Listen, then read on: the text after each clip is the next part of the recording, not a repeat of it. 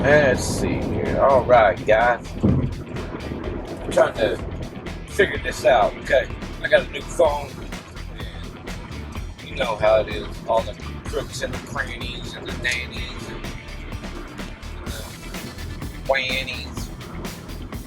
Okay. Don't pay attention to that last word. Well, with that being said, yes, I am multitasking. What is up, Cowboys Nation? Welcome back to Silver's Space, where Silver Cowboy, yours truly, is your host, and we are off to the races again today. Giddy up, horsey, go to town. Giddy up, Cowboys. Another victory Sunday that we didn't play on. Eh? So, we go over and we dive into and we analyze and we pick apart and we nitpick and I think you get the idea. The Cowboys game on Thanksgiving, baby. We still yet got leftovers to dissect. So if I was you, I would grab my fork and my chair and my drink and get comfortable, baby. Because here we go. It's time to conversate and engage in the debate. You won't want to miss this. Stay tuned. Welcome to the show. It's time to make some noise. Come out here and experience the truth with your boy. Now take a seat and pull out your pencil, because Silver Cowboy about to make you suspenseful. Welcome back to the show, baby. Here we are talking sports with the Silver Cowboy Show. I am Silver Cowboy, and aka Willie Bear Messer. So, guys, how about them Cowboys? We still them boys. Yeah, baby. So, Thanksgiving Day was a surreal day, right? Kind of felt like the middle of April, even though it was Thanksgiving in November. And people are still recovering from their full bellies. And I tell you, it just, for me personally, Thanksgiving wasn't the same this year, as it is widely known as my favorite holiday personally. You got family, you got food, and you got, football. And speaking of football, you know, we had a whole day of it. Every game was decided by multiple scores, right? The Detroit Green Bay game, and then, of course, we had the Niners and the Seahawks game. Poor all Seahawks, man. They that game was not fun for them. It couldn't have been. And then we had, of course, the main event, right? It used to be Cowboys and Indians, baby. And we would lasso up and go tie them up, right? Well, it's no longer the Indians. It's now the Commanders, which I call the Commies. The Sam Howell-led Washington Commanders, who beat Dallas and Dak the last time we played them, last season. So we had a little bit to be concerned for coming into this week's game, and especially on a short week. But if anybody knows how to deal with it, it would be the Cowboys, because this is a yearly tradition for Dallas playing on Thanksgiving. All right. With that being said, by the time the third quarter rolled around, we're still relatively a little bit closer than what we would like. and it's like either Dak Prescott, Mike McCarthy, or a combination of both decided, all right, let's go. It's time to bury these fools, right? So, and that they did. Man, we got all kinds of stuff to get into about this, man. We got winners, we got losers, we got the best performer, you know, and we got analysis. We got the future to look ahead to as we play another Thursday night game this week coming up again. But I like how the NFL scheduled it, so we'll talk about that. And we just got player news, info, just the list goes on and on, right? So first, you know, we're going to start off with the Cowboys' big win, right? 45-10. And for anybody that had any Commanders on your fantasy team this week, I'm sorry. Okay? I really am, from the bottom of my heart. I sincerely apologize. Because the Dallas Cowboys choked them out. I mean, our defense was impeccable, undeniable, and ferocious and unstoppable. Led by, of course, you know, the main guy, my Parsons. Man, I love that guy. Let me tell you, he is my favorite player on this whole team. And you best believe there's a lot of good players to pick from on this team. We have history to report, okay? And with that, let's move on from the result of the game. And now let's talk information and then winners and losers, right? So, as the big winner, obviously, is going to be our quarterback. And well-deserved. It should be. It is. It may be. However you want to word it. He played his ass off. And he done good, baby. Oh, my God. Like, did he ever? Listen. I think maybe, I want to say he set a record, like a franchise record or something like that for yards or passing yards or rating. I'll have to double check that stat because we've had a lot of great stats in the past on Thanksgiving from the Dallas Cowboys quarterback. But, you know, Dak did play one hell of a game. And, hey, you know, bravo to Mr. Prescott. Thank you, Dak. And, you know, I guess you have deserved to not have me on your candy beep for a week. Now, longer than a week, I ain't gonna promise you nothing. We're on a week-to-week relationship basis, buddy. Okay? You better keep it up. But, as I think it was Dak's final stats wound up being, I think, 331 yards passing, 4 touchdowns, none rushing, I don't think. He had a few rushing yards, nothing really noteworthy, I'm pretty sure. But, with all the stats and the numbers aside, listen,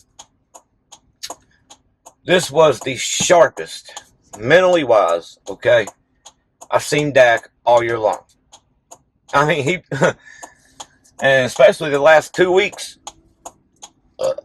if you didn't know any better, I would swear that Dak is getting into his own.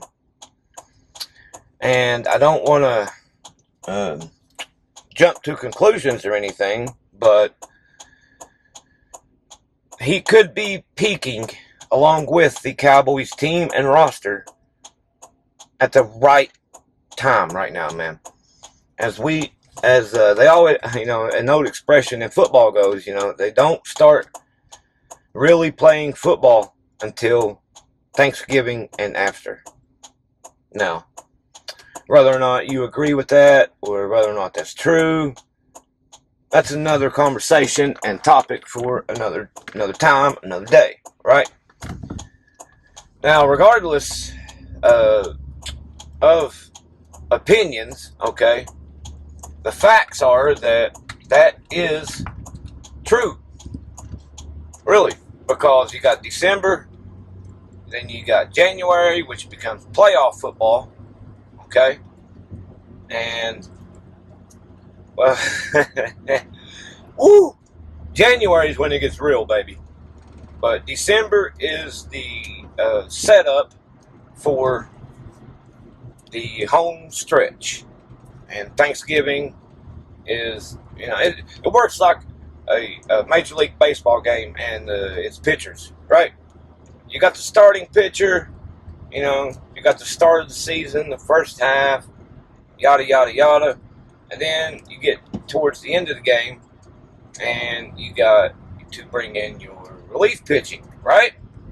So you get the setup guy, and then you get the closer for the home stretch part, right? So now, I want to let you know, I'm not trying to go ahead and jump on Dak's bandwagon here, okay, and just be a complete homer. He played great. He done good. All I'm saying is, it looks like he's starting to get in the zone, man. As Dak did, on Thanksgiving night, he went into Zen mode. And for those of you that play 2K, we know what a Zen is, unfortunately. But, the man was on fire. He was highly accurate, he was very smart, and he was on point with his passes, man. I don't even think he was behind on a receiver. Maybe one or two. No, definitely no Dak dirt balls. Dak's specialty, as I like to call it.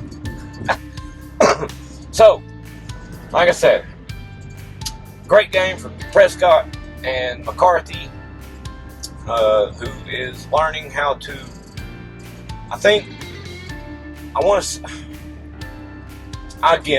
really don't want to jump to conclusions here, but I think McCarthy's finally learning how to call plays for this offense.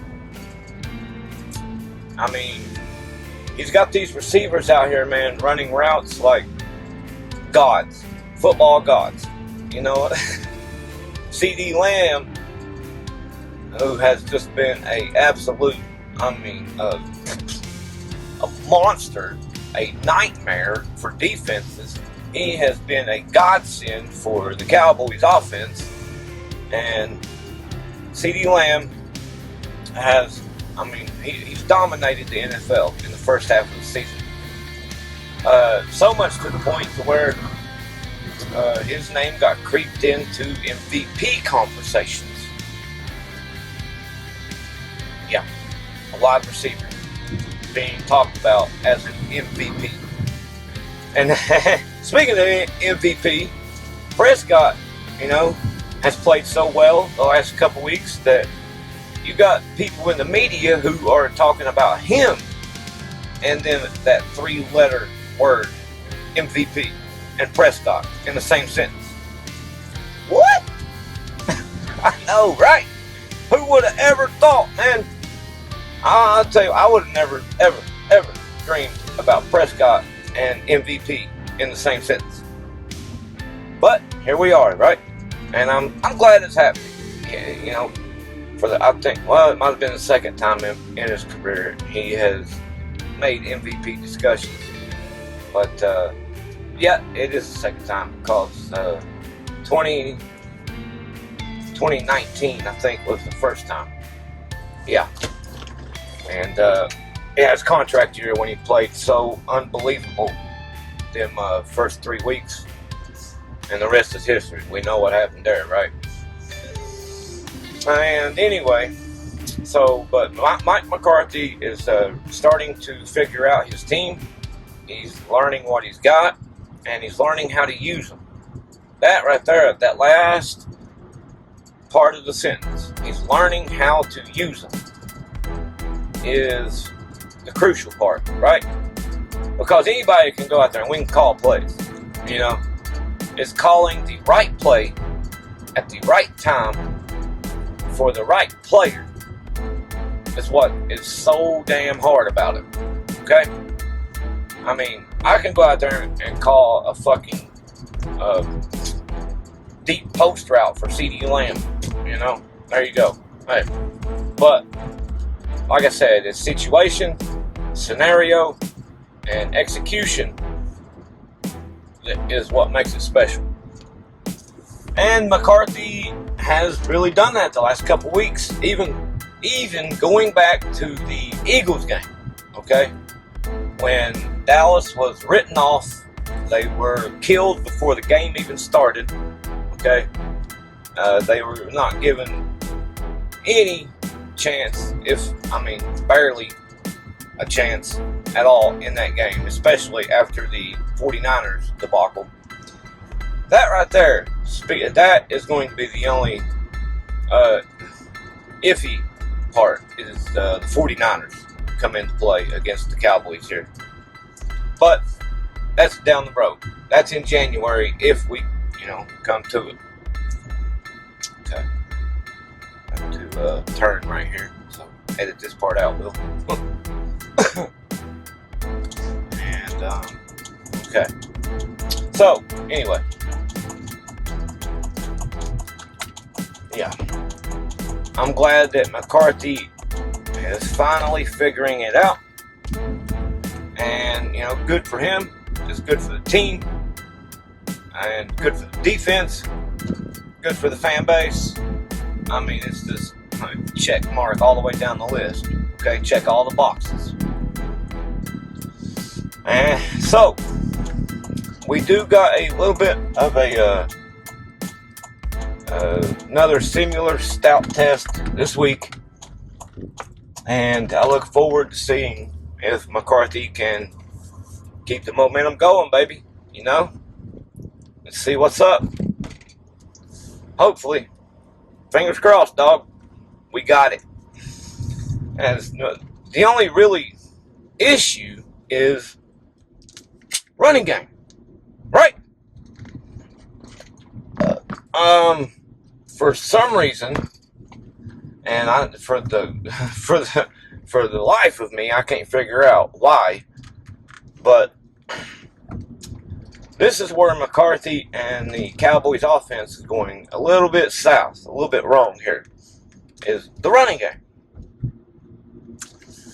Why, like I said, for the freaking life of me, can the Cowboys not figure out or not understand or not comprehend or whatever, however you want to word it, okay,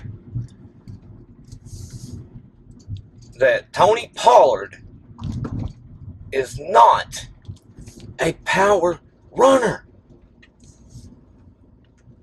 Really? So how in the hell do they not know this? I mean, okay, you gave it a shot, you gave it a chance. I mean, and hell, they're still giving it a chance. Really, I know, I get it. He's a good running back. He is. I'm not taking that away from him at all. Okay, I love me some TP. He's, the best running back we've had in 5 years, right? And Dallas is driving a square peg into a round hole by trying to run Tony Pollard between the tackles constantly. It's not working, man. And you're supposed to be an analytical man, Mike McCarthy, and you don't see these numbers? Tony Pollard's lowest average, guys, in his career is right now, this year. That's his lowest rushing attempt average per play. I think he's what, at 3.5 per attempt? Really? Yeah. 3.5 rushing yards per attempt.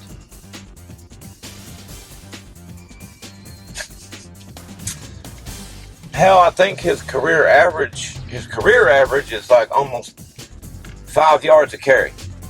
Pretty sure, right? So he is well under that, and on top of it, you can just the eye test, okay? It's not working there either. Pollard had a decent game this week. Yes, he did, and I'm proud of him, and I'm glad he did. I really am. Tony Pollard is one of my favorites on the team.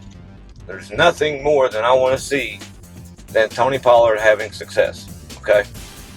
But we got to use him in a different way, guys. There's no way around it. Period. Like Dallas is trying to beat a dead horse with this shit or stuff. It's not the right way to go. Tony Pollard is not being used the right way. And you think McCarthy, with all of his experience, especially on offense, with him being a offensive guru, for lack of a better word right now, would recognize this and know this and try to do something about this. Now, I'm not saying he don't recognize it, okay, but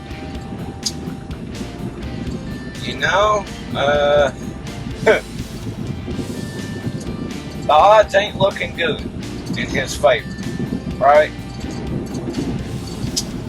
Only thing they need to do is make some adjustments, man. Tony Pollard is a speed guy. He's a lightning to somebody's thunder, and that's how he needs to be used. He's not being used that way. We've seen how he operates with in a two-back system, right? And Dallas has, you could say they have a multi-running back system, most definitely. Because, we use different running backs all the time throughout the game. Rico Dowdle is really coming on. I like him. I like him a lot. He's a strong runner, and he's hard to tackle, hard to get to the ground, man. If you're going to be a running back, that's a very, very good skill to have, is being hard to tackle. In a different sense, though. See, Rico is a lower his shoulder type of guy. He's the power guy. And Tony Pollard, don't get me wrong, he does have power to him, but that's not his specialty. Okay? Sadly, but it's true. What are we supposed to do about that?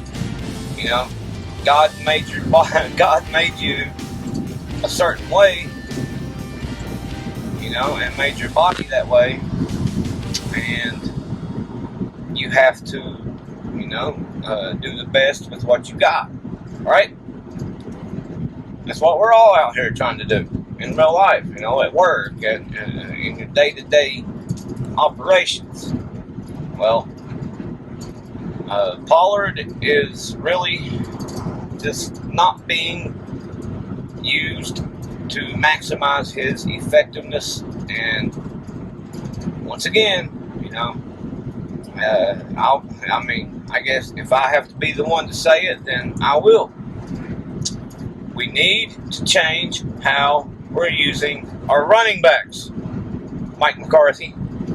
Now, I do want to make a side note that it could be out of his control, you know, because we do have a very, very hands-on general manager / owner, and Mr. Gerald Wayne Jones, and he's paying Tony Pollard handsomely. Granted, it's on a franchise tag. Still yet, that money is coming out of the Cowboys' pocket. Okay? The NFL ain't paying Tony Pollard. The Dallas Cowboys are. And so it counts towards the cap.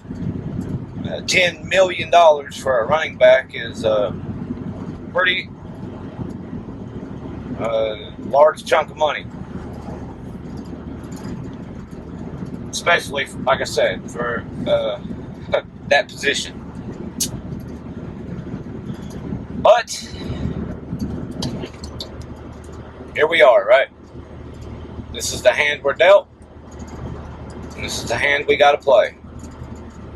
So, I'm just saying, it wouldn't kill nothing or kill nobody to make an adjustment. Tony Pollard can still be the main guy, a featured player in this system and in the backfield. Just got to figure out how to use him the right way, man. That's all. It ain't that hard. I promise. Alright. Moving on. Okay. As I said, we got winners and losers. Okay. And so 3 big winners today. 3 big winners. Or not today, but, you know, for the game. Obviously, I don't know if should we include Dak Prescott. I mean, obviously he had a great game. I know that. I see that. Okay.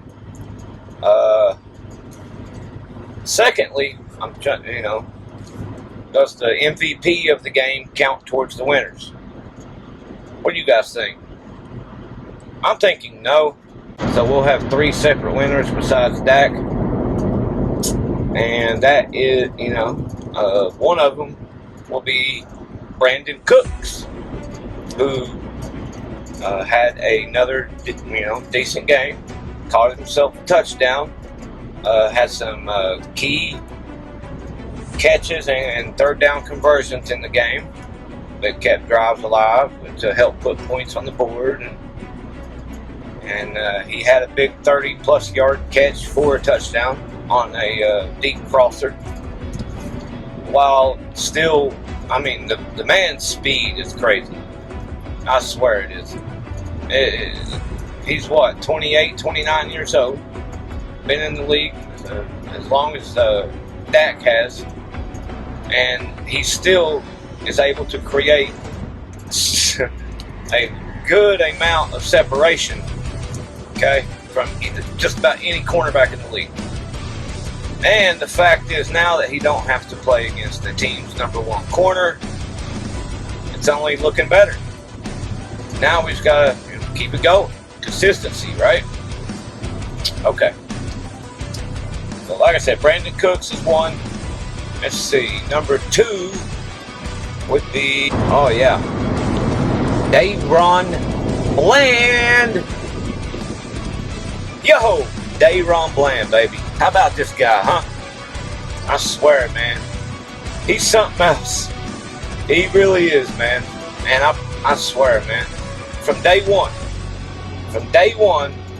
last season, when he got inserted into the role of slot cornerback, I think it was the Titans game, actually, last year, where Jordan Lewis was kind of hurt. Not kind of hurt, but was hurt, and he had to be inserted into the lineup, you know, for lack of a better term right now, because of injury.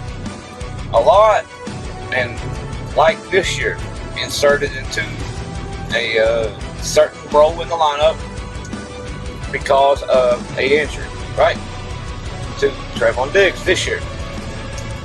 Only this year he's not the slot cornerback. He is playing Trevon Diggs' position, the number 1 cornerback. Wow. You know, and my God, the job this man has done is there. Top level, baby. Top shelf shit. He made freaking history this year and done it in 11 games. Let me point that out to you guys, okay? 11. Not 14, not 16, not 17. Think about all the great cornerbacks out there, guys, in the history of the NFL. 11 games, Dayron Bland set the interceptions returned for touchdown mark, man. All time. All time. 5 in 11 games, okay? I mean, think about it. You got Deion Sanders, Darrelle Revis's, you know, shoot, man. I mean, of course I'm having a brain fart right now. But, it's just impressive. Still ain't the word, man, that I need to use for this cat, you know? I mean, he's off the charts. There's just no way around it. The dude is superb, okay, at his job. He is a definite winner, okay? And so, and winner number 3,